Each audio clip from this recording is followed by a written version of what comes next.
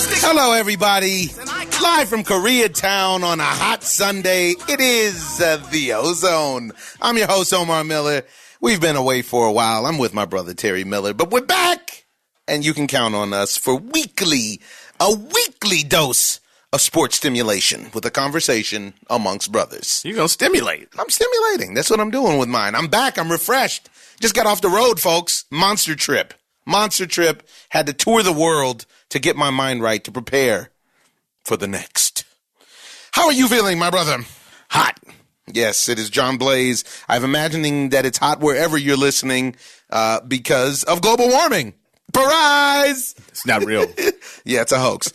But what is real is this O-ZONE and a lot of things to cover. While we were gone, Los Angeles became the capital of basketball. And wow, there's a lot to cover in the NBA.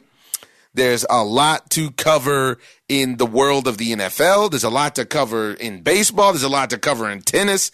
It's just going down. We're going to throw a whole blanket on it. We're going to have to give them 2 this week, at least 2 this week. But let's start with the world of boxing. I'm very, very happy about the situation in boxing right now because it is alive and well. There were some great fights that popped off this weekend, but let's turn back the clock in the same way that the senator from the Philippines did. Mr. Manny Pacquiao fought Keith One-Time Thurman about a week ago, and I really like One-Time. I've always liked him. I like him as a person. Right. He's solid. Yeah, he's a solid guy. I'm never mad at him. And it can't be mad at him. Although, you know what? I don't know about his boxing future, even though he looked better in this fight than he did in the fight against He turned it up. Yeah, he turned it up the second half. He turned it up in the second half. And, you know, the other thing was he didn't quit, which I really appreciated because there was a body shot that looked like he was ready to go home. Yeah, the rib tips. Medium sauce. Looked like it had hot sauce on it. Had some hot sauce on it. Pick it up. He buckled and he started running. He has a problem to his midsection. He really does. I've watched and now everybody knows. Yes, and they figure out that there's one point in that fight that I can land that punch and he'll get on his horse. And usually it happens early. With Sean Porter, it happened late, but with Josecito Lopez, it happened early.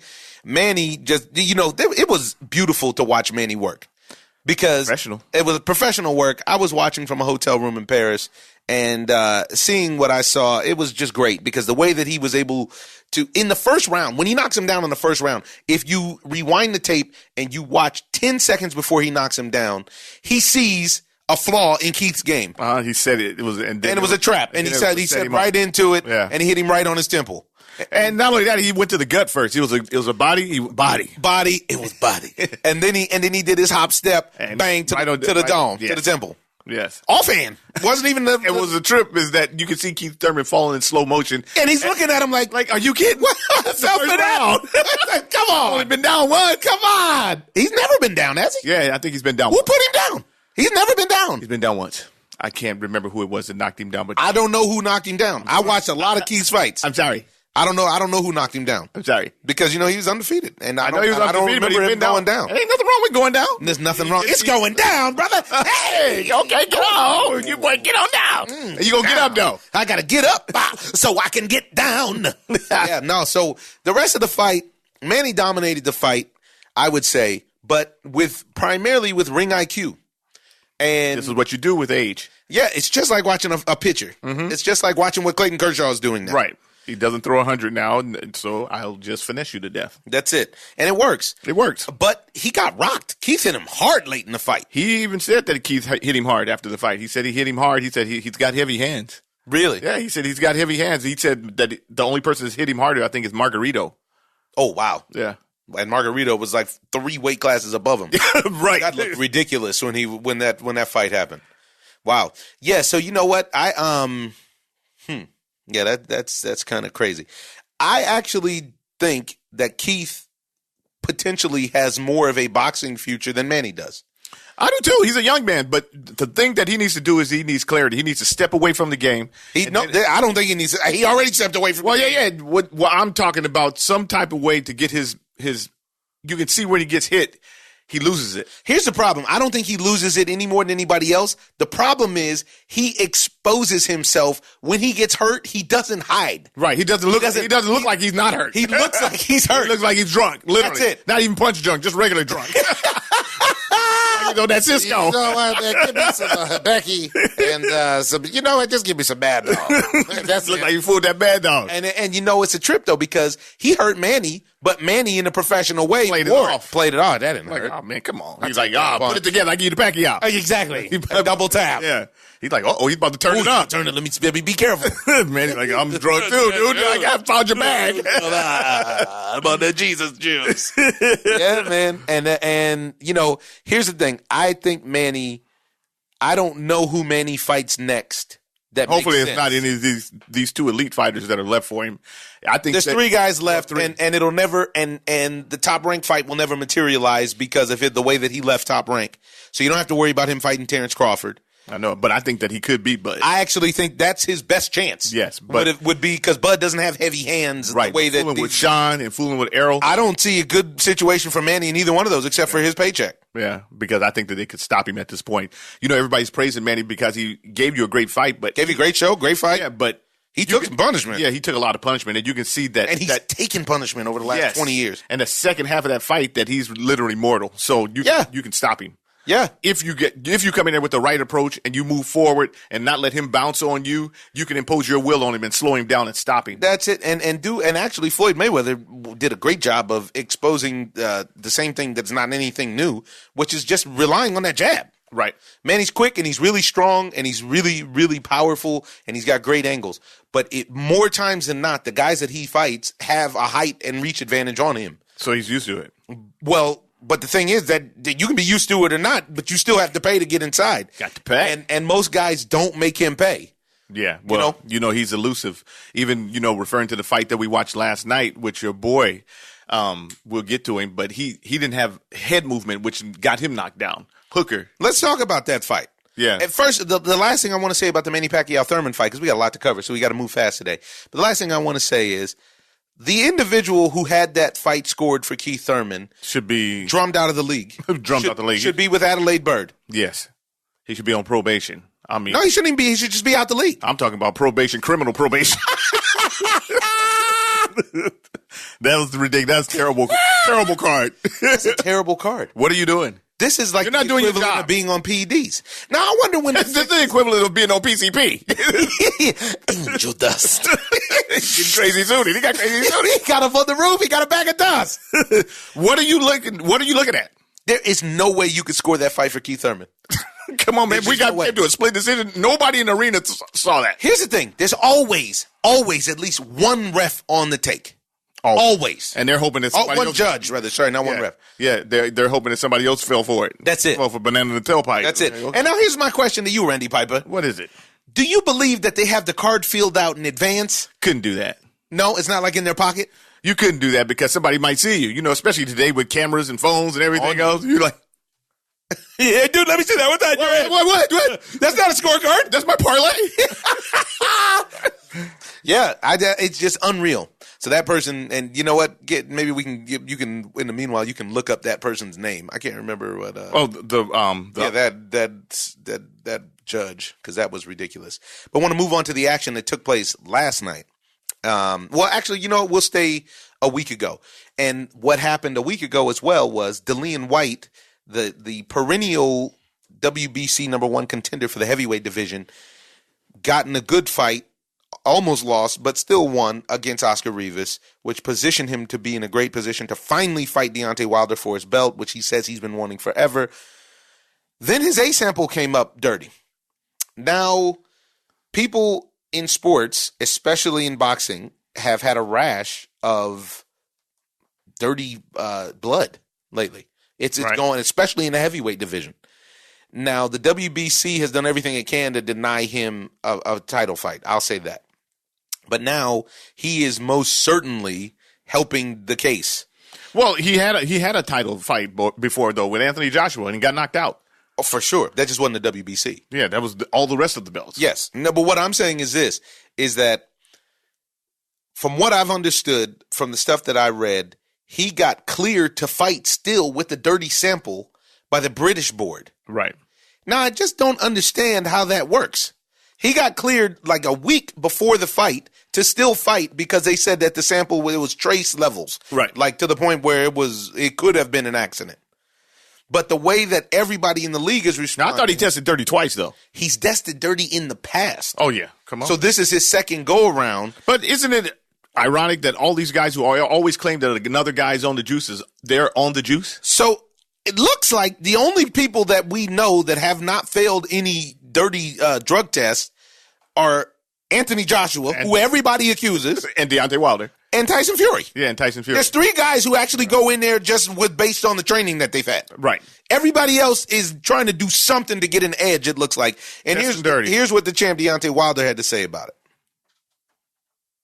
it. And finally, he officially became a mandatory, and here he is at the worst time in boxing to come out with a drug test to fail because of 2 fighters already died taking blows, and here you is come out with this. It's sad. Shame on you. It's shame on him, because at the end of the day, you can't blame it on nobody but himself. This is his second time. If he didn't learn from the first time, then he should learn from this time, and hopefully, he'll get his act together because nobody forced him to take what he took. Nobody forced him to do that. He knew what he was doing, and if it comes back that his B tempo is come back like it is, which it most likely will, being the fact that they didn't notify the WBC, they didn't notify the other side that he was tested 3 days prior, and they was trying to cover it up. It's gonna be a bad lawsuit coming. I can see it coming. And you've got a busy day.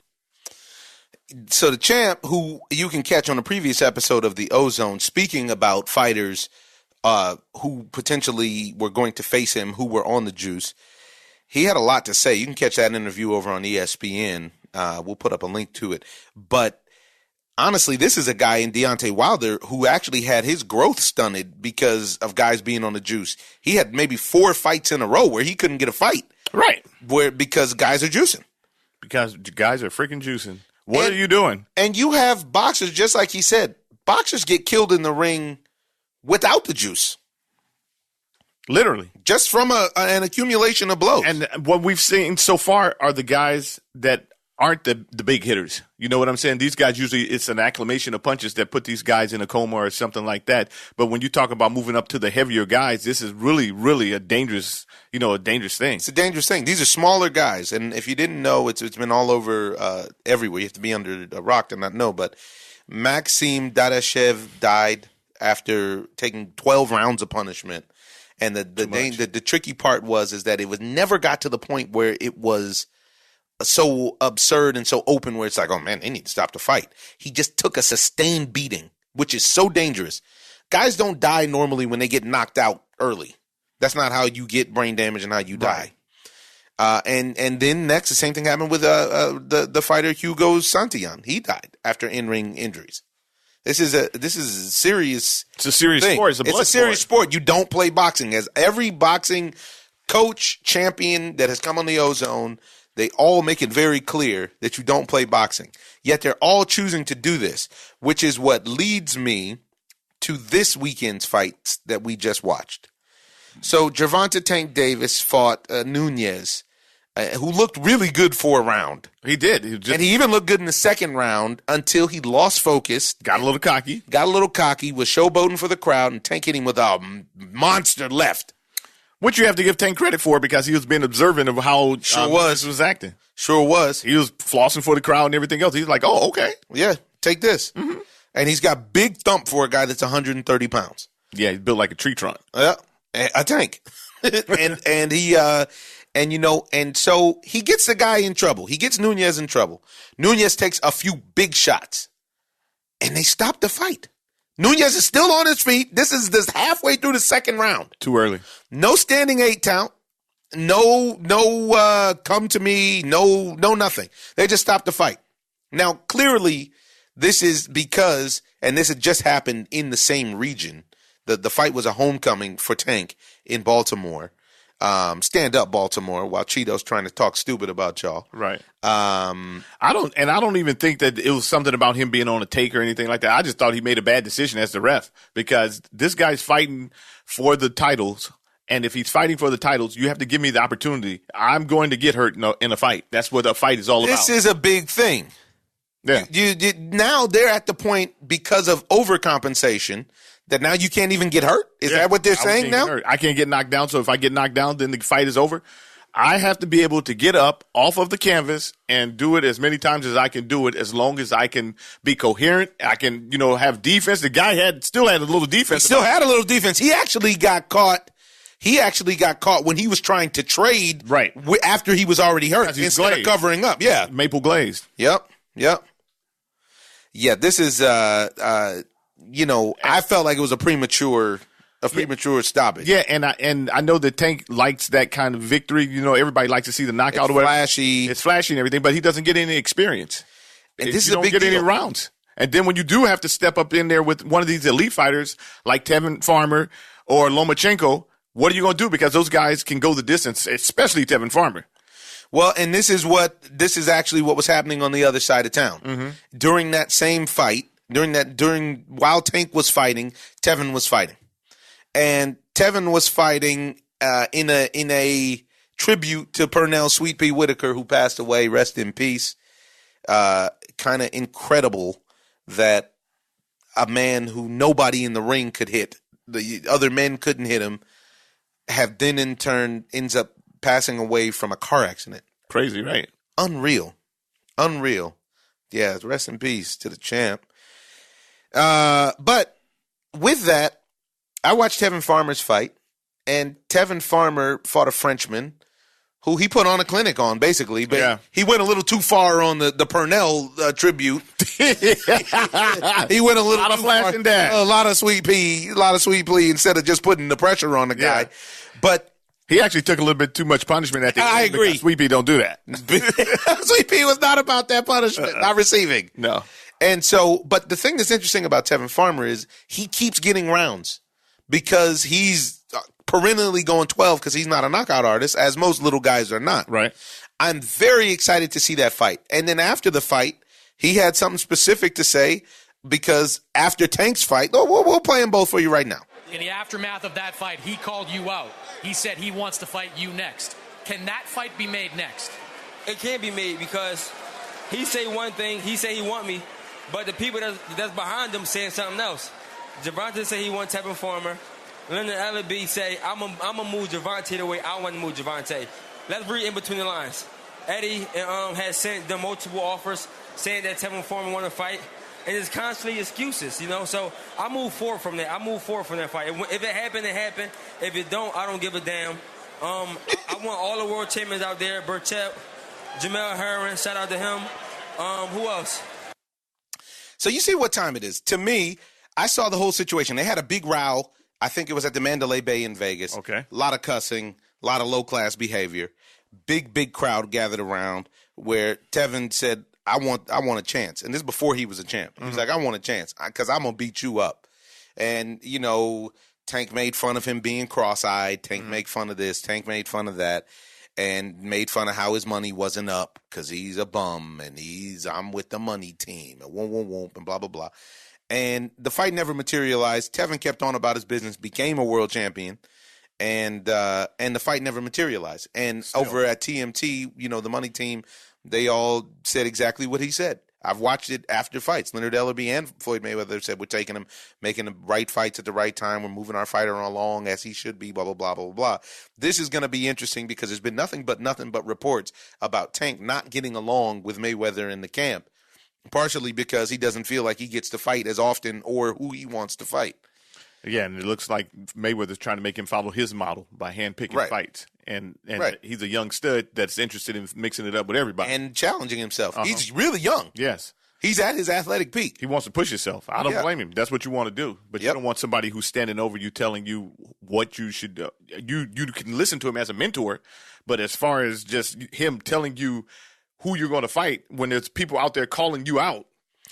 And, this is the discipline you can say that Floyd had. I never actually cared for it, but it is a discipline of sorts where you can then in turn make the right business decision per se as opposed to the right athletic or competitive decision. Right.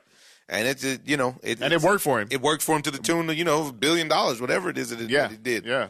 But it's not by any means. It doesn't do anything for the sport, but it worked for him. Doesn't do anything for the sport, and it doesn't do anything for his legacy because it keeps him off of the people who know. It keeps him off of the high ranks that he could have potentially been on. Exactly. Despite the fact of fighting and beating a ton of world champions, most of them at the wrong time in their career. Exactly. And that was by choice. Some of the guys before they were where they're supposed to be. Just at the wrong time. Yeah, this was a key. Now, after Tevin's fight, the headliner on that fight was the Maurice Hooker-Jose Ramirez fight at lightweight. Woo, champ. Man, that was a good fight. They went at it. And Hooker was, the favorite, I would say.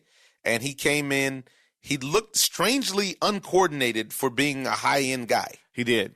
I don't know what that was. Crazy effective. Crazy effective, had great defense. He got dropped in the first round, which really wasn't a knockdown. It was a fake knockdown because he actually stood on his foot. And even Jose Ramirez said so afterwards. It wasn't a knockdown. That wasn't a knockdown. And that put extra pressure on him. To have to extend himself to try to catch up. Yeah.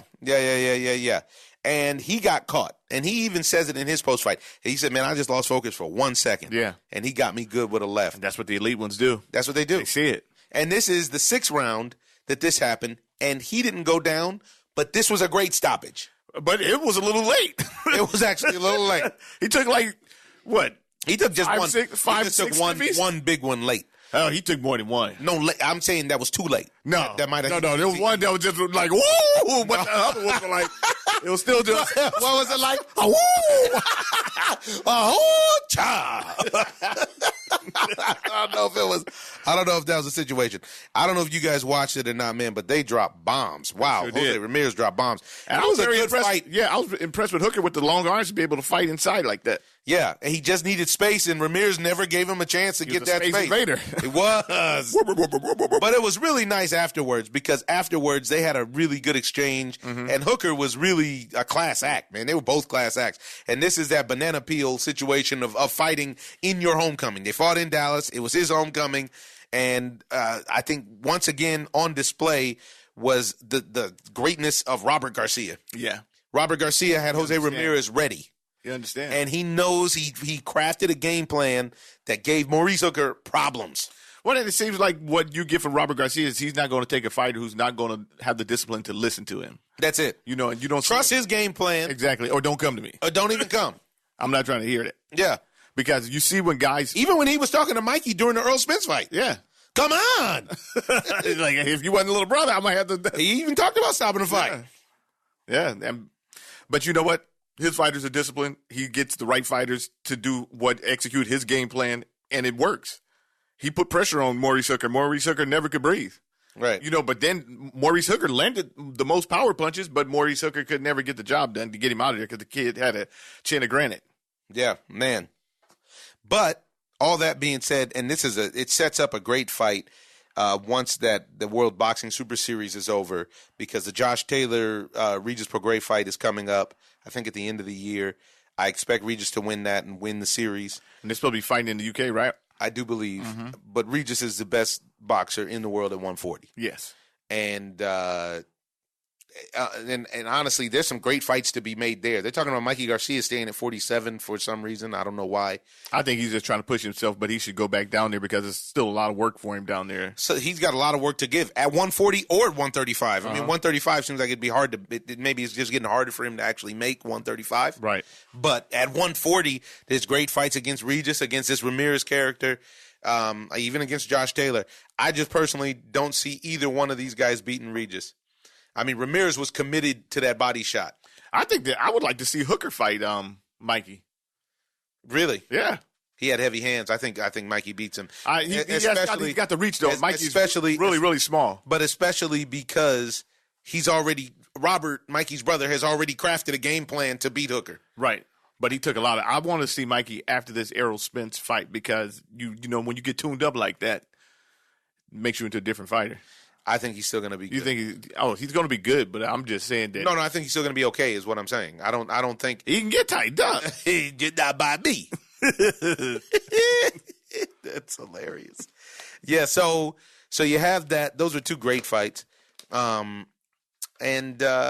you also had this after we skipped over it, but after the Pacquiao-Thurman fight, you had Floyd Mayweather and Manny Pacquiao jawing on That's Floyd Instagram. Trying to get some attention. Yeah. Floyd wants to get attention. He wants the attention without paying the price for it. Step in the ring and get your attention. That's the kind of get attention. as much as you want. You get as much as you want. That's what Pacquiao's letting him know. But he's dancing around. He's in everybody's shot. He's all in the club, all in the video, dancing. He turned into the Suge Knight of boxing. Death row. And then there's something else I wanted to cover because, all over Europe, I didn't see anything but Alexander Usyk and Lomachenko as bosom buddies. I mean, they were every single country I went to. I was in the UK, I was in Spain, I was in Italy, and I was in France. Every single country was them doing interviews together, training together, hanging out together. They're really feeling it. They seem like really good friends. Why not? And they're both committed to the sport. Great fighters. They're great fighters. I mean, Lomachenko, I still want to see him fight more people. But he's in the situation, looks like, where they're handpicking his guys, too. But it looks like Usyk has recovered his arm pretty well, right? Usyk is ready. They said that he's going to fight. He's going to be back with Takam again. It's going to be Takam in September, October. No, well, he said he wants Deontay. But they said that for him to be mandatory, he can be the mandatory for the winner of Ruiz Joshua. And that's if he beats Takam. But he said himself that he wants to fight Deontay Wilder if he had to choose. He could beat Deontay Wilder. And he seems to know that. Uh-huh. And he felt like he could beat Anthony Joshua as well. I think that he just seems to be a very confident young man in his ability. I think people are going to be shocked at how effective that Usyk is. Yeah, how effective that he is, but with his speed and power combo. But when Anthony Joshua comes back, because I think that people are really discounting the talent. It's over. Yeah. In everybody's mind, he was that was it. He was never any good. Yeah, the Olympic medal doesn't mean anything. Right. The titles were fake. Right. That uppercut that he stretched Klitschko's neck with was a fluke. That was a great fight. They went, was that in the 10th, 11th round? Yeah. I mean, come on. The kid showed tenacious D. But it's interesting because it's gonna be it feels like he's got to win against Ruiz, even though that's a bad matchup for him. But it seems like he's got to win against Ruiz. Otherwise, boxing is going to try to drum him out. Yeah, that's pretty much it. It seems like they're really trying to find a way to drum him out. Because he's not the braggadocious, bravado type of guy. He's really humble. He speaks a lot of positivity. He even took his defeat with, humility. With class. Yeah, with class. And class. He can have some class. He talks some class. I don't know where they sell it, but no. It was with class. Kemble. Actually. He was down in Jacksonville. They were training. But people act like that this guy's wasn't a real champion. It's not right, because all of the great champions all the way through every division in history pretty much have taken an L, except for who? Rocky Marciano and Floyd? Yeah, and Rocky Marciano, Floyd's doesn't really count. It doesn't count, but I'm just saying. For one, he got a big decision against Jose Luis Castillo that he shouldn't have got. For two, he did a lot. Now, don't get it twisted. Floyd all the way up until 47, I was a fan. But at 47, he became a businessman as opposed to a fighter. Right. And that's fine. That was his choice, Yeah, but I just want to put an exclamation mark on this whole thing about the zero. It's overrated. Completely. People losing. And everybody says that Andy Ruiz is a bad matchup for him, but he's learning the game. And not only that, I'm very interested to see what his people do. Right. His people give him the adjustments you would get the typical classic Anthony Joshua. I think that he got too lax. Obviously, he was hanging out and doing the wrong things. But you see when he puts it together, and if he executes his game plan, he puts you on your back. Yeah. What you got? Well, you know what I got? What? Major League Baseball. That's what I got. Let's just get straight to it. Let's get to where we want to be. We're nearing the trade deadline, folks, and there's a lot of people that need help. And there's just a weird trade that went down. A very weird trade. And everybody's trying to figure it out. What in the world are the Mets doing getting Marcus Stroman? So Marcus Stroman is one of the more coveted trade deadline agents right now. He's the number one. I would say he's number one. And he was most expected to sign with the Yankees, to be traded to the Yankees. Or the Astros. Or one of the clear contenders. Instead, and he came out and said, hey, I'm ready to dominate wherever I go. Right. He was like, to the Mets? But instead he came out to the Mets. And the Mets are 11 and a half games back of the Braves that they won't catch, even though they've won 4. And they're 6 games back in the wild card. So the question is, they're talking about trading Thor and Zach Wheeler. Yeah. So does this mean that they just got him as trade bait, or did they get him because they're actually serious about trying to make a push? That's a good point. I didn't even think about them getting for trade bait. But Perhaps they put together a deal with Thor. Perhaps they become the pitching dealers at the trade deadline. And now you brought up a good point, which is now the looks like that mosquito jumped on you. I saw a quick reaction ball. like, oh, You need the lefty. Get him in. Yeah. So now maybe that's the sneaky thing that's going on. Okay. And they become in this age of the new real trade deadline, not the trade deadline. Then trades happen 3 or 4 days afterwards. Maybe. Now they're actually we'll look at this. We got the pitching, man. What do you guys want? Right. Weird pitching dealers. We got Wheeler, Syndergaard, and Stroman. And they were smart because they just traded away to some minor leagers. They gave away some minor leaguers that aren't proven products. So perhaps they will throw in Yoenis Cespedes and Thor. You know? You could. Maybe Cespedes will come back next year and give you a little, 25 bombs. I don't think Yoenis Cespedes has played since the World Series in 2016. Really hasn't, but he's still under contract and he still wants to play. He just can't quit good timing. He's enjoying his life to the tune of tearing up his body. Mm-hmm. Man, you just never know with people. Yeah, but that trade is completely off the map. I have no idea what that's about. And maybe it's to your point, like you're saying, maybe they're trying to harness the market with the pitching stable and then they can, make a move. Make some big moves. Honestly, I felt like San Francisco was going to get him. I felt like San Francisco was going to be a dark horse because San Francisco is making a push. They're at that spot where they have to decide if they're going to, be buyers or sellers. That's it. And I think they should be buyers personally. They're only 2.5 games out of the wild card. Yeah. And they've won before, and everybody knows they've won before. This is Bochy's last year. Yeah, and when he gets into a situation where he can get a title, you might. And nobody wants to see Madison Bumgarner in a tight situation in a one-game playoff. He'll shut the Yankees down. It doesn't matter who it is. It's a problem. He's going to do it to everybody. It doesn't matter who it is. He's focused. Yeah, he's a different guy.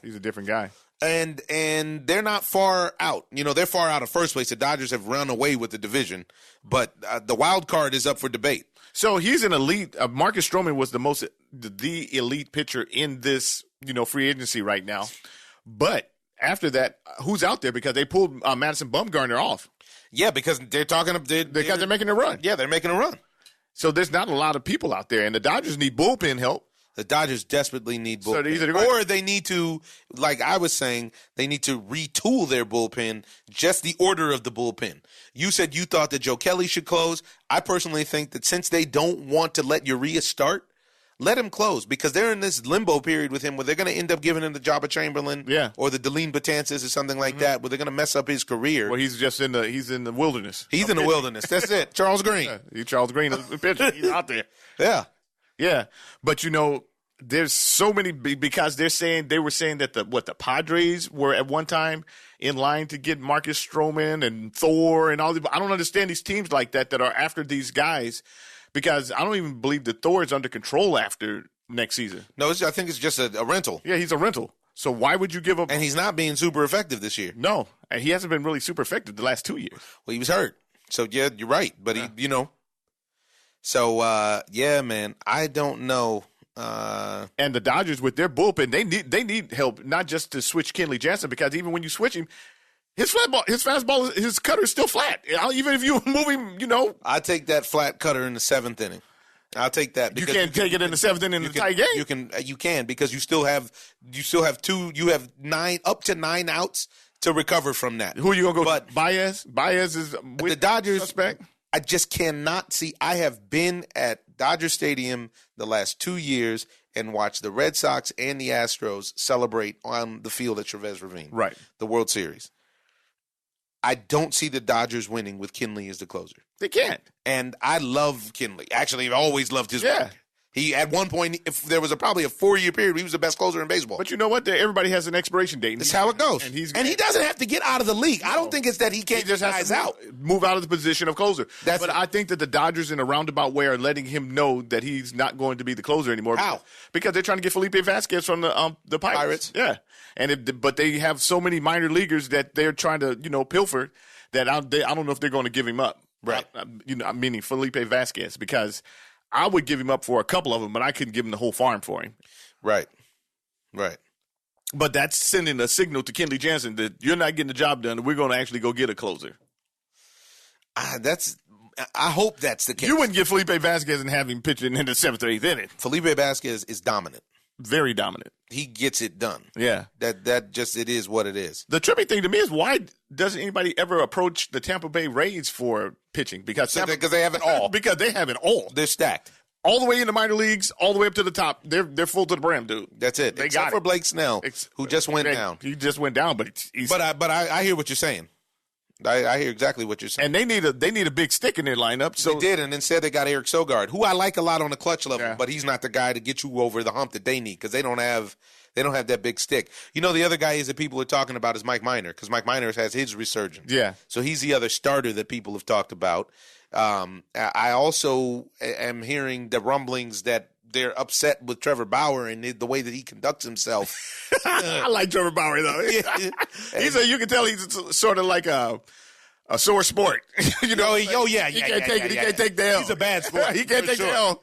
He'll do anything to win. And he's the type of dude where you play PlayStation or something like that where you have to play all night because he's never going to run it back, man. Let's go. No, that was a fluke, dude. I didn't even. Whatever, man. My guy the handle tripped out. You'll play for what 20 hours straight for sure. And so you saw what he did today, right? He threw the ball and over the center field.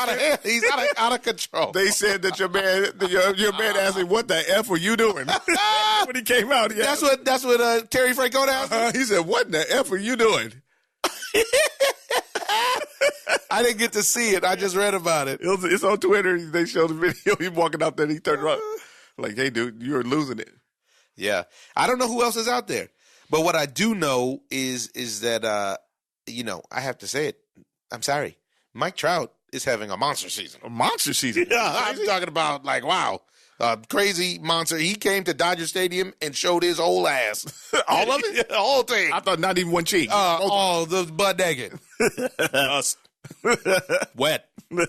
Butt naked.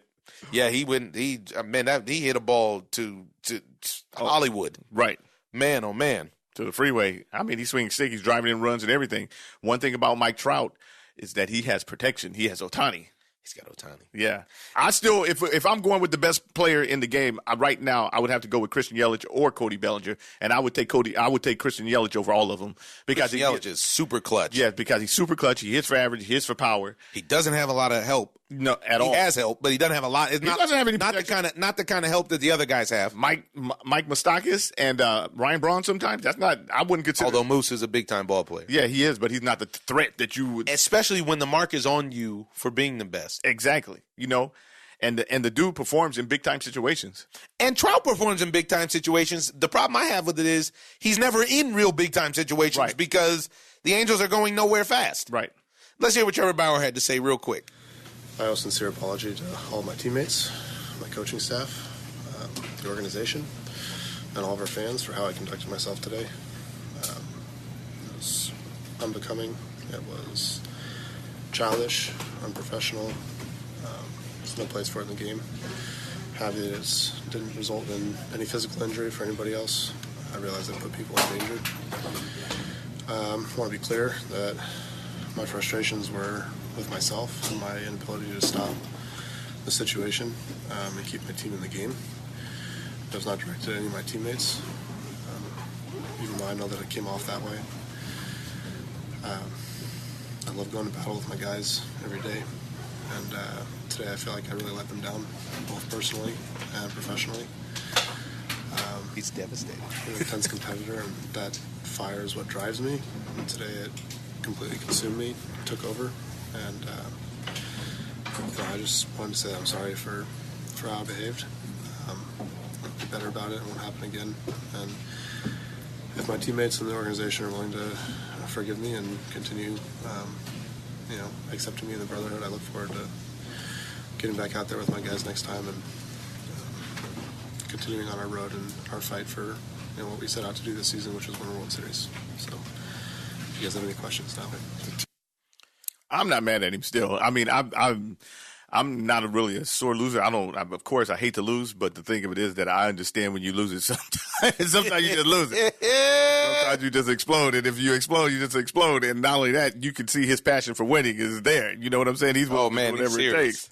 And it's crazy. I mean, He just lost his composure. I disagree with him when he says that, it's childish because you're playing a kid game. Yeah, you know what I mean? Grown man playing a boy's game. Yeah, you're playing a boy's game, and then you're supposed to act like you don't have emotions. I have emotions. I get upset when I don't perform up to code. Up to my code. Yeah, up to my code. Everybody who feels themselves as an athlete knows when you don't do what you're supposed to do. Yeah, you know. And so we all practice enough to know what we're supposed to do. And if you don't get it done, you are weak. That's it. That's just all it is to it. Another thing that happened out in Anaheim is a great thing is that Albert Pujols reached an unheard of milestone as he became the first player to hit at least 650 home runs and have 650 doubles in a career. Man, this guy truly was the machine. This guy, he can hit baseball. He still swings it. He hit a bomb today. Mm-hmm. Yeah, what can you say about him? He's the man. He's the man. And David Ortiz is out of the hospital. That's good news. That is good news. I'm happy to hear that. I really hope Poppy has a full recovery, even though they said they had to, remove part of his intestines and his colon. Really? Blah, blah, blah. Yeah, man. It's so real. You're going to lose a lot of weight, huh? Right? I wonder. That's something like the tummy tuck, ain't it? When they what a jerk. Involuntary tummy tuck. What a yerk. No, you literally cut his intestines. That's what they do. They cut him off. No. They don't? No. Not the tummy tuck, but what's that thing where they do the staple or whatever? Yeah, but it's not your guts. It's your staple freaking your stomach. Oh. Same difference, dude. No, dude. It's not the same freaking difference. Yeah. How about Steven Strasburg today? Dealt. And not just today. The last 7 starts. He looked great. Looked great. He's the man. I mean, Steven Strasburg, if he stays healthy, can be one of the better pitchers of this era. But he's just always had a problem with health. You know what? I really like the Phillies. I don't You're like the Phillies. I am, because I like their lineup. I don't like their starters per se outside of Aaron Nola. What about the Braves? I love the Braves. You jumping ships on? Never. What are you talking about? You like the Phillies? Obviously, you jumping ship. No, I just say I like the Phillies. I didn't say I like them to win it all. Well, we're seeing each other. I like the Phillies. we go each other on Tinder, and so we traded a couple direct messages. It was not even a big deal.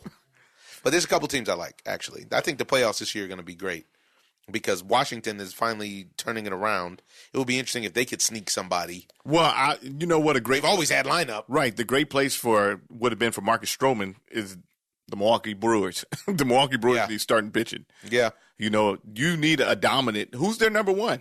I mean, Chachin? Well, it was Woodruff, and he got hurt. Yeah. And Brandon Woodruff, though, he got hurt. He'll be back in, 6 weeks or something like that? Yeah. But he wasn't, assigned to be their ace, although he turned out to be their ace. And this is a tight division you're talking about over there. Yeah. The Cubs and the St. Louis Cardinals are neck and neck. The Cubs have a suspect rotation. And bullpen. The Cardinals. But they got sticks. Yeah, but the Cardinals are the team if they can get themselves together. I said that at the beginning of the year. Yeah. I felt like the Cardinals were the team. If they can get themselves together, and Paul Goldschmidt is swinging a stick right now, if he can get his average up and everything. He's going to get up. He's going to do his numbers. I think that they can win it. Paul Goldschmidt will end up in the season at like 275. You're going to get him 275. He was in like 256 or something like that. 27.5%. Yeah. And the thing is he's a 300 guy. He is. So he's going to get hot. And when Matt Carpenter gets back, Matt Carpenter's going to get hot because he has to go. Matt Carpenter hasn't gone through his streak in the season where he goes completely nuts. Right. These guys usually when they get traded like that, like Manny Machado's doing right now, they still hit their home runs and stuff, but they're trying to do too much. Right. Paul Goldschmidt's trying to do too much. Manny's trying to do too much because Bryce Harper. Yeah, they get too much money. They're trying to show what time it is. This is Manny time, or whatever it is. Right. And trying to show that they were worth it for the money. Exactly. And you get out of your game. And you get out of your mind. You could do that too. Why you can't? Oh my goodness! All right, keeping it moving. Long podcast, folks, but it's a good one, and we got more stuff coming for you this week. But let's talk about how the NBA became all circling of Los Angeles, the entertainment capital of the world. So the Clip Show picked up Kawhi Leonard and Paul George in a sneaky move where the logo strikes again, and Steve Ballmer is hype beast. Steve Ballmer is so hype that not only did he lose it in the press conference, he then in turn announced that it's time for a new stadium. It's time for a new arena. He's going all out. I'm the richest owner in all of sports, and it's time for me to get crunk. It's time. That's it. And man, that new arena looks like it's going to be awesome. Nuts, right? Yeah. So let's They see. need their own arena, though. They don't share nothing. why not? Come on, man. That's like sharing a bedroom with you guys forever. Like, come on, dude. We had enough. Get out there. I've had enough. I had enough. I don't need to share my bedroom with you for the rest of my life. No, I had enough. So here we go. Let's listen to Ballmer lose it.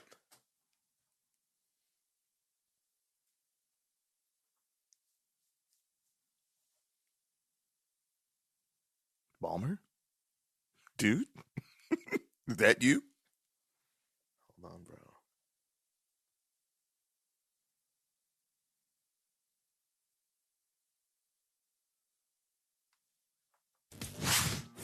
I have these notes, but I gotta say, I'm just fired up to be here today. It's pretty cool, pretty damn cool. Woo! Come on! Come on! Come on!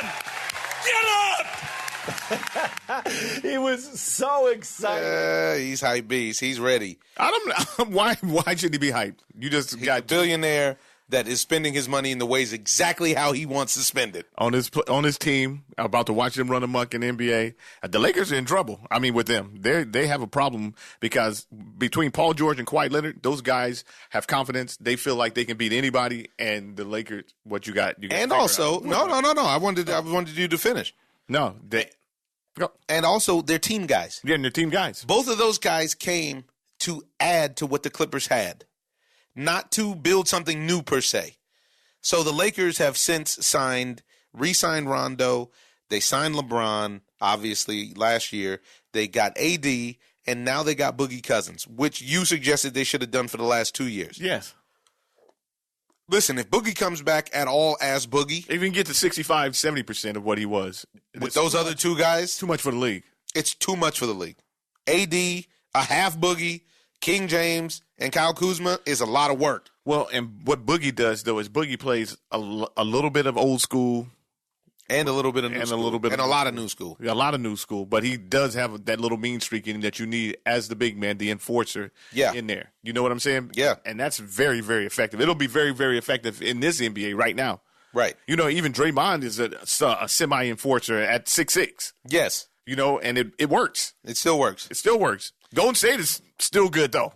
And that's the thing. When Clay comes back, they're going to be forget about it. Like I you saw showed some me that- video footage you showed that I don't know. Clay. I was like- It couldn't be accurate, but they showed some footage of Clay getting on a private jet going on vacation where it looks like he never had a knee surgery. Look like he's ready to go right now. It looked like he was ready to play now. So I would not be surprised if by some miracle of the NBA that he's ready to play by New Year's, which is craziness off of an ACL. That's crazy, boy. I wonder if that footage was legit. Any callers that know, call in and let us know. Our number is 424-254-9663. Call in, let us know if you've seen Klay Thompson and if you know that his knee is right. Because it looks right. It looked dead right. So I think that Golden State's still good. I think Portland is a super sleeper.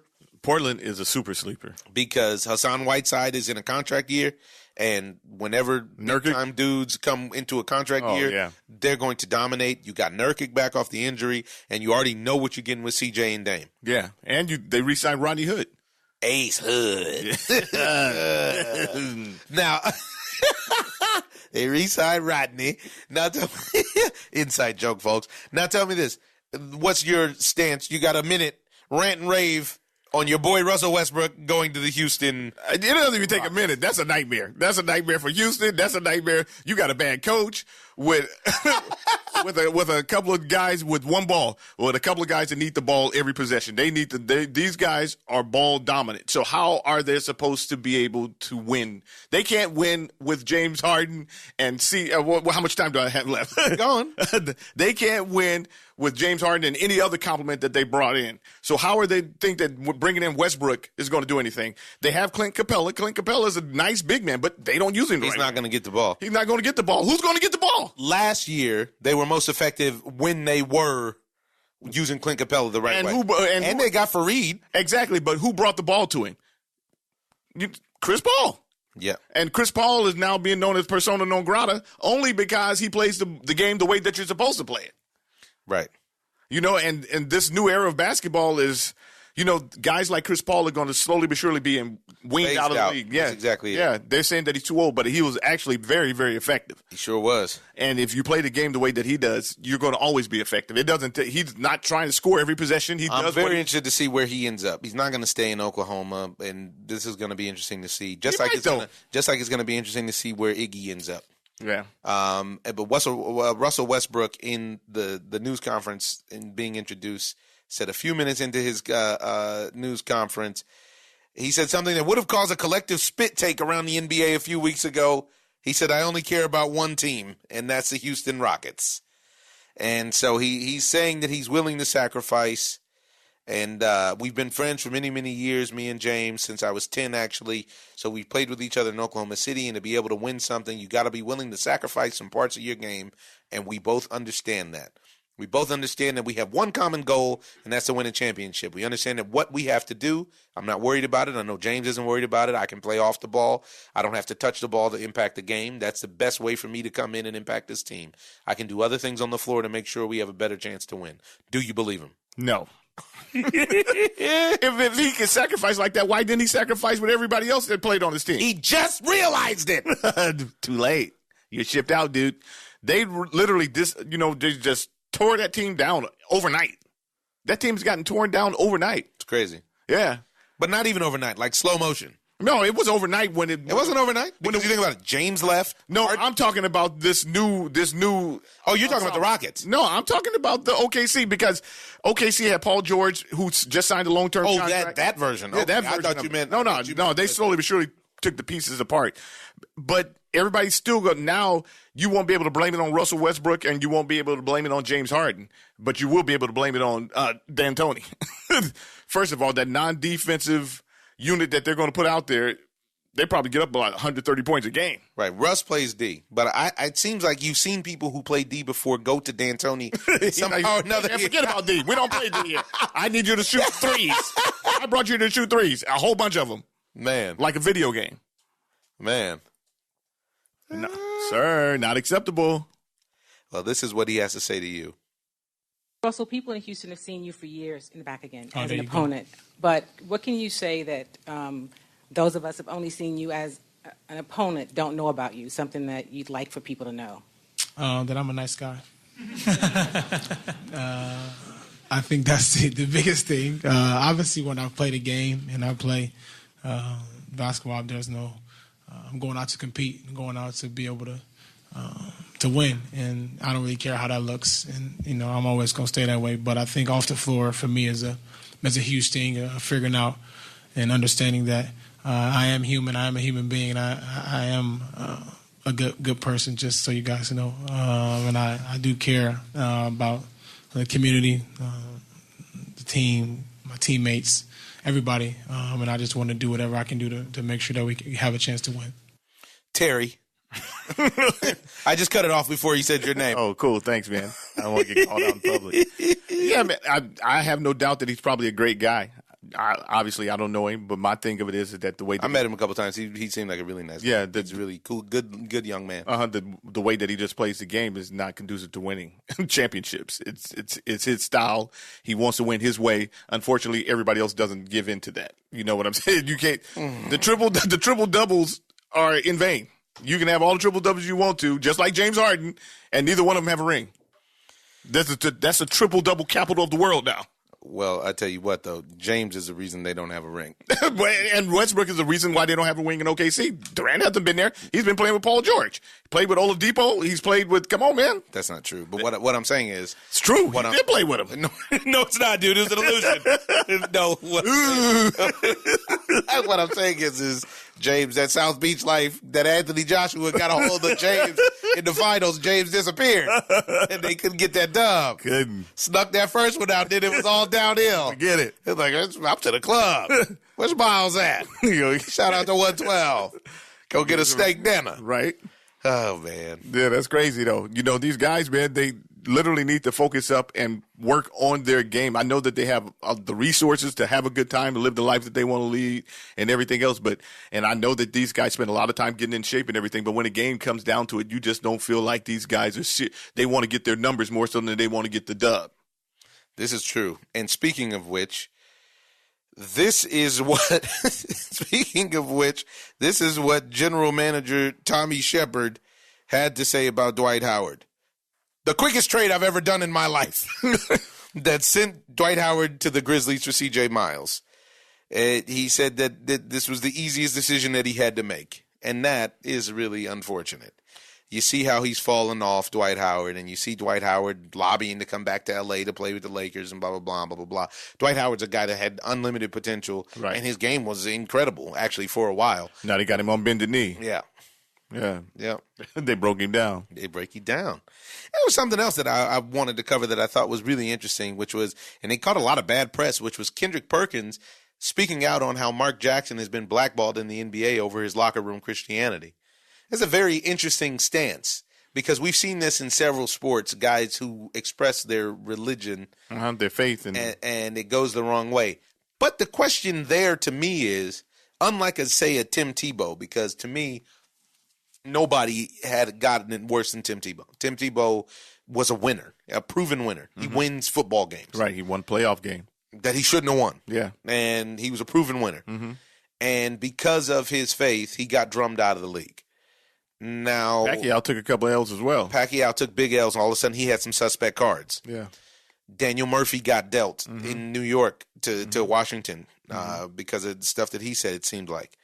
And after being the hottest second baseman commodity in all of the best hitter for a few years. Yeah. The best second base hitter besides DJ LeMahieu in baseball. Yeah, exactly. And he was doing it in the playoffs. Now, what they're saying is that Mark Jackson was bringing his Christianity into the locker room, meaning he was asking guys to pray, he was asking guys to live a certain way, and so on and so forth, which is interesting because in that situation, I actually think that he's out of line. Do you? Yeah, because he's the coach. What he says goes about basketball, but you can't force anybody else to live your faith. No, but and I don't know if that was what was going down. Right, but he can make suggestions if that's his faith. That's his faith walk. If that's his faith walk, then as a suggestion, I hear you. As a Christian, that's his duty. That's his call to put that out there for people to to live the right way as he sees it. And if he doesn't do that, then he's negligent, right? He's got to answer to a higher calling. This is exactly so all I can do is suggest. Right, that's the sacrifice he was willing to make. So they ship him out to the booth. And ship him to the booth. And it's not like he's asking anybody for a loan. He's still doing well. Right. But I feel like he's commissioned to do that, and so he should. But maybe he feels like he's commissioned to do that. Obviously, he is as a Christian. But the thing of it is that Christianity also is free will. You can make the choice. You decide. You make the call. You're on deck. Exactly. You have to make the call. But yeah, Kendrick Perkins caught a lot of heat for bringing it up. Yeah, but this is the problem, though, because we can talk about anything else, but we can't talk about having faith. That's not right. It's all attack war, all out war on faith in the country. That absolutely true. I completely agree with that. I just think that Christianity is getting the raw deal a lot of times right now because of the hot Cheeto. They got a lot of Christianity has a lot of poor representatives. Yeah, because he's pandering right now. Yeah. Yeah, and he's substituting sin. So if you denounce one sin, it's okay to participate in all the rest of them. Is basically what he's selling. All right. Yeah, but what about before we jump? What about Steve Kerr coming out speaking about the players colluding to play? I didn't even lay it on me. I'm not familiar. Oh, okay. I thought you knew about that. Well, he's just said that the NBA has also said they're a little worried about the players actually getting together now and speaking, on playing because this whole situation with AD saying that he didn't, he's asking for a trade. Oh, well, and while you're under contract. And this can't demand a trade. And this is actually tied into the whole Kendrick Perkins thing. That actually, now I know what you're talking about because apparently that started what Kendrick Perkins was kind of talking about with Mark Jackson because he's on a crusade to get Mark Jackson his credit for building the team. Oh, okay. I can understand that. I can dig that. Yeah. And you know what? I don't know about this because it doesn't seem right for the owners to collude. Right. It's not. And it also waters down the league when the players decide to meet up with each other and play.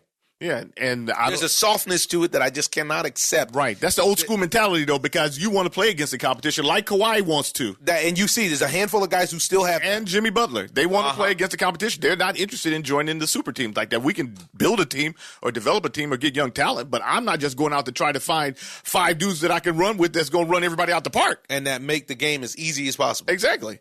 You want the competition. That's what you play for. But with the way that the guys are doing now is that they're colluding, and when it comes back, because all of this stuff always goes full circle, and when the owners do it, I don't want to hear the players crying about it, because they're doing it right now. They're literally going out on, vacay and deciding where. Take, for instance, Kevin Durant, they said that they had decided already where they were going to play already, about a year and a half ago or so. Yeah, and that's ridiculous. Yeah.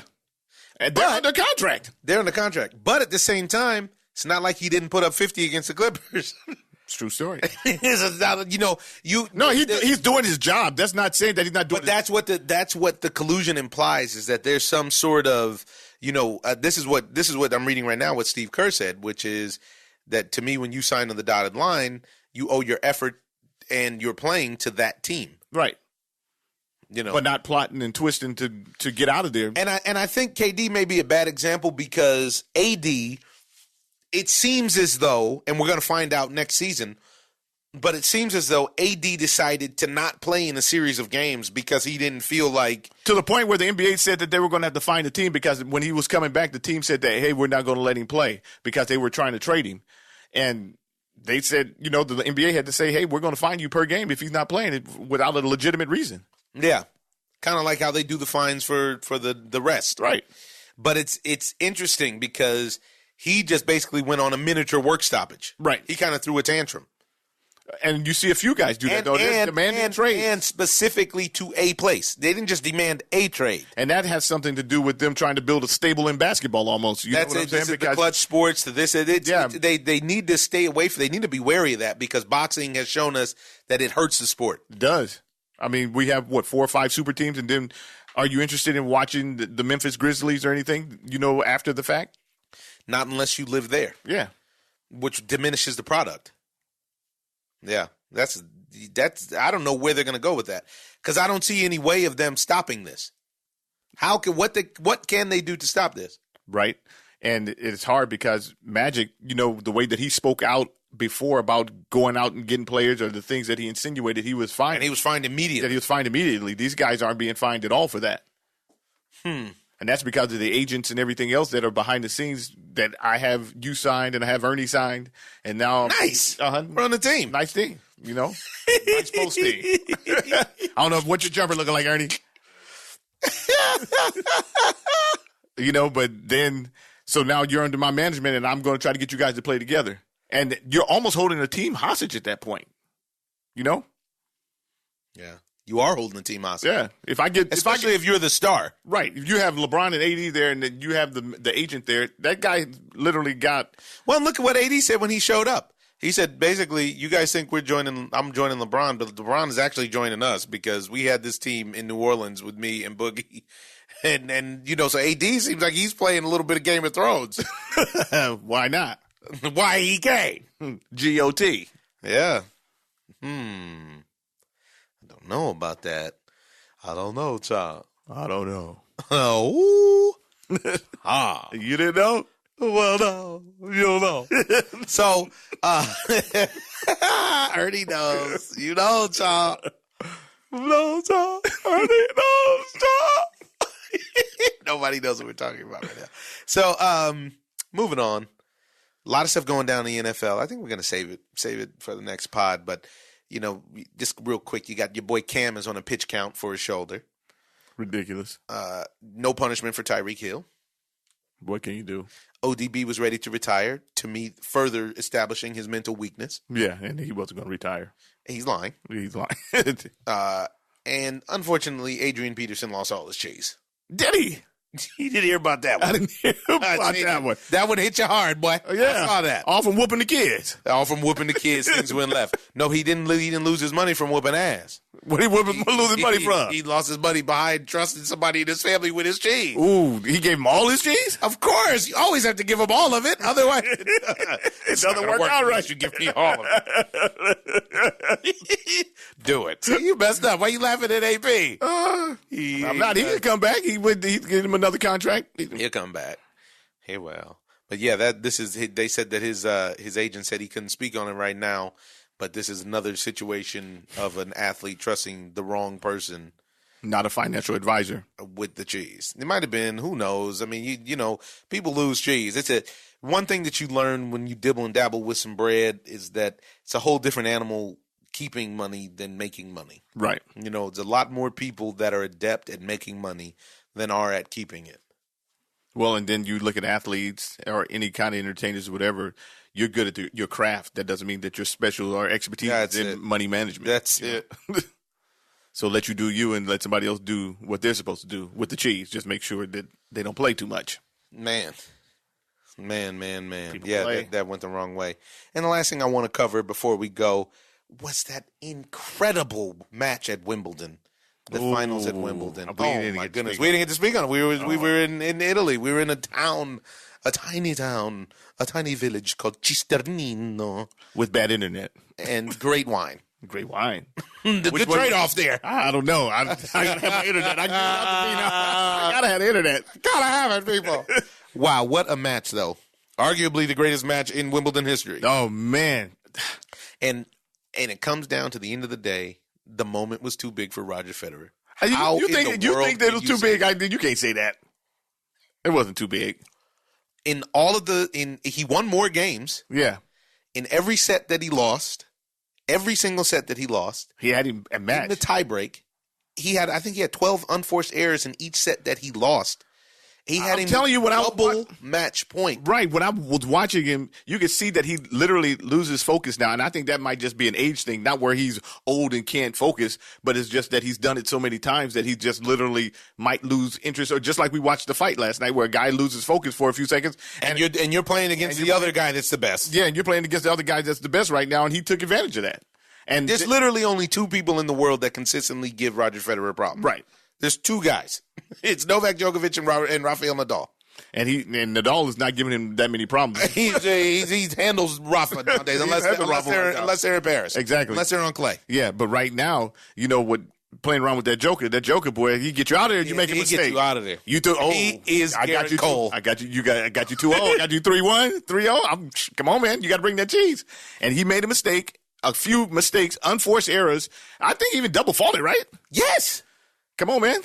He just had to get. This is what I'm trying to tell you. It was a trip, and they want to watch. Yeah, and I'm here to tell you. I've said this since last year when we covered on Advantage Omar for the Tennis Channel when we covered the Laver Cup in Chicago. I really believe at the end of the day, they're going to say Novak Djokovic was the greatest of all time. It's all said and done. As long as nothing happens to him physically. Mm-hmm. And this may have been, I mean, we've said this so many times and he just keeps winning, but this may have been the last chance that Roger had for another slam victory. Maybe not. He is the greatest player of all time at this point. So maybe he'll figure out a trick in his tool bag. But the speed, the hard courts, to me, favor the younger guys. No question. You know what I mean? But then that's how you end up working off of other guys getting eliminated, you know, because he picks when he's playing. He's not playing in every big tournament. You know, he's playing in all the slams. He's playing in the slams. He's not playing in every Masters tournament. So in that, he's smart. He's picking his poison. You know, now he's picking his fights. Resting. Uh-huh. He's resting. Yeah. Well, he's not picking his fights. Don't not like that. Yeah, Roger like that. No. Because you don't get to choose who's in the bracket and all that. No, you don't. But I'm saying that he's not out there on tour like all the rest of these guys who are playing. Not all the time. This calendar year he played a lot because this year he played clay. I think that he's playing smart right now with his age. Hard clay and grass. Yeah. So this year you're talking about him playing. You know, I was surprised when he took it to Paris.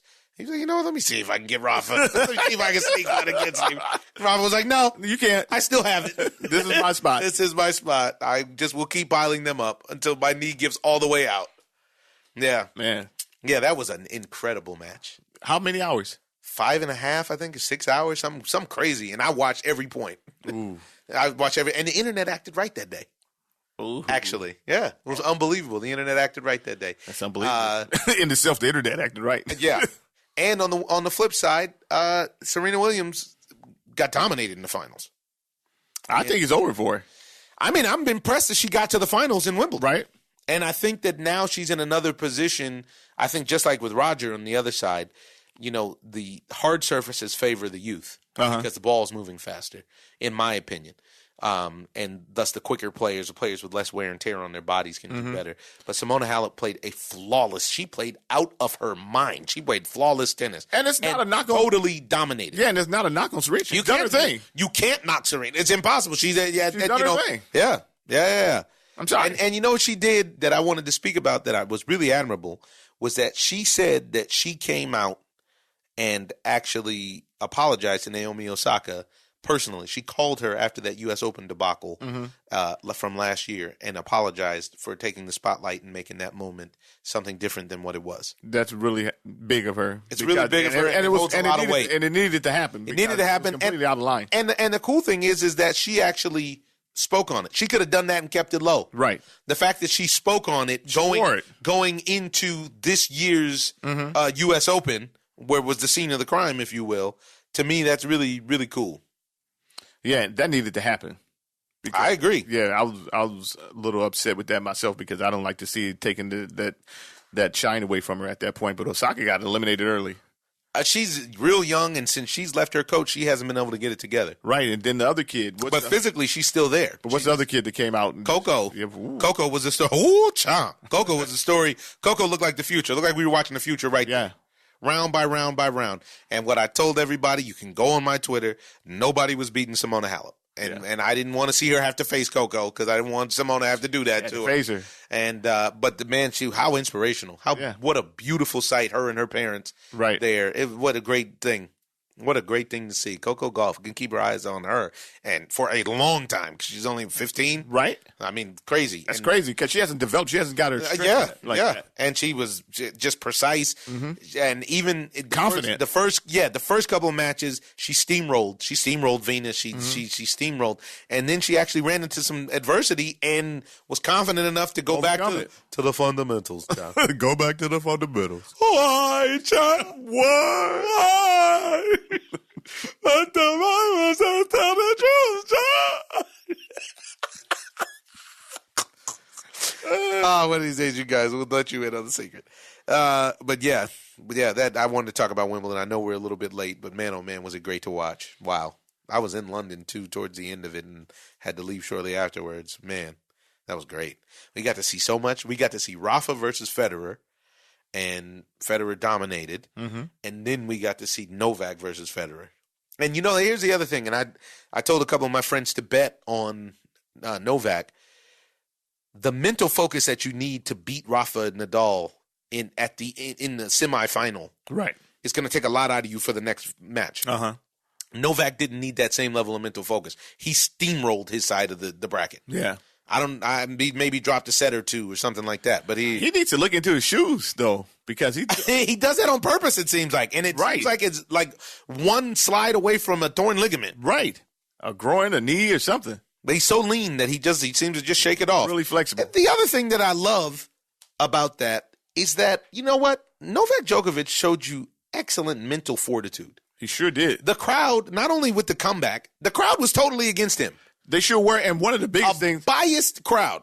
One of the it was a sentimental crowd. Which, by the way, normally you don't hear me saying stuff like that, but which, by the way, in tennis is like unheard of. You see it with Serena Williams. You see the nostalgic crowds, but by and large, Novak Djokovic is not no slouch. This guy's number one player in the world for the last 3 years. But one of the big things that happened in that match is that he challenged one of the shots, and he didn't. I don't even think that he didn't even. It looked like he didn't even believe that it was. He was like, "Really?" And he got it. He got it, clutch, and it was big, late. Turned it around late. Oh my goodness, late in the fifth. Yeah.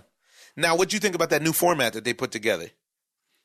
I'm not familiar. They put that new format together on the tie break so that yeah. I don't care for it. You like to just play it out, win by 2. Yeah, win by 2. That's how you end up with 100, that Isner match. Yeah, like that 67 to 65. It's fun for the fans to watch, but the players, man, there's a lot of wear and tear. Those guys, No, but that's what I'm saying. So it's not it's less wear and tear on the players this way. You think? There's no doubt. I don't know. So basically what happened is it's win by 2, and I do believe Joker ended up winning by 2, so it didn't have to go to that because it's win by 2 up until 12 in the final tiebreak. Okay. So that it twisted. Yeah. So it's up until 12. So if it ends up 12-12, that goes into a tiebreak of its own. It was just as opposed so to happened that those guys were so evenly matched that it just got. Well, you've seen it before. You've seen it at Wimbledon. That's what happened with Isner and the Frenchman when they had to play for 3 days. Right. And I think the final was 68-66 or something crazy like that. It's hard when you're both on that level. It's hard to get 2 off of some guy, especially when you're trading serves. Woo, child. Yeah, it's great work. All right, folks, we're not going to jibber jabber all day. We're going to leave you with a quote here from from a great immigrant, Mr. Albert Einstein. He said, "Wisdom is not a product of schooling, but of the lifelong attempt to acquire it." Get out in the world, folks. Acquire yourself some wisdom. Live in unity. Recognize that you are not any better, any worse than anybody else. I'm Omar Miller, your host, and this is the O-ZONE. O-ZONE. I'm just living the dream.